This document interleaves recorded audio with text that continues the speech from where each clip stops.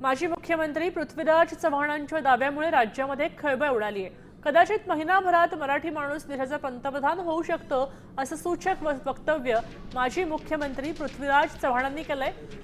तर पृथ्वीराज चव्हाण पिसाळलेले लोक कशाला संभ्रम निर्माण करतायत, बावनकुळेंचा पलटवार पाहायला मिळतोय। आपण पाहतोय की मराठी माणूस पंतप्रधान होऊ शकतो, बावनकुळेंनी संभ्रम निर्माण कशाला करताय म्हणून वक्तव्य केलेलं आहे।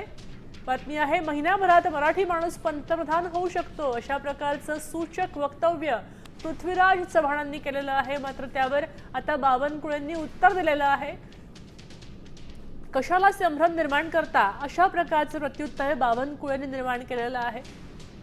थोडक्यात मोदींना कुणी रिप्लेस करेल का अशा प्रकारचा संभ्रम पृथ्वीराज चव्हाणांकडून निर्माण केला जातोय अशा प्रकारचं वक्तव्य झालं होतं। त्यावर आता बावनकुळेंनी थेट आक्षेप घेतलेला आहे आणि संभ्रम निर्माण करू नका अशा प्रकारचं वक्तव्य केलेलं आहे।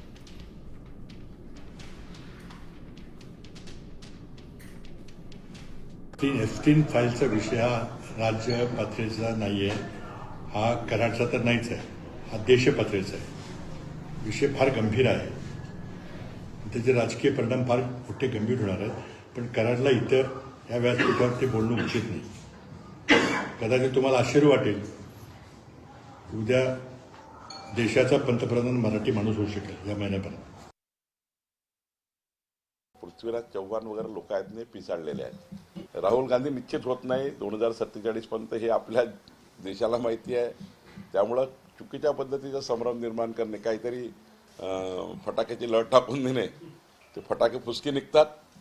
हे पृथ्वीराज चव्हाणांनी एक फटाक्याची लढ टाकलेली आहे, फटाक्याची ती फोडण्याचा प्रयत्न केला आहे, काही नाही आहे। मला वाटतं की महाराष्ट्र देशाचे पंतप्रधान नरेंद्र मोदीजींनी विश्वामध्ये, जगामध्ये, भारतामध्ये आपला विश्वास कमवलेला आहे आणि देशाची जनता मोदीच्या मागे उभी आहे।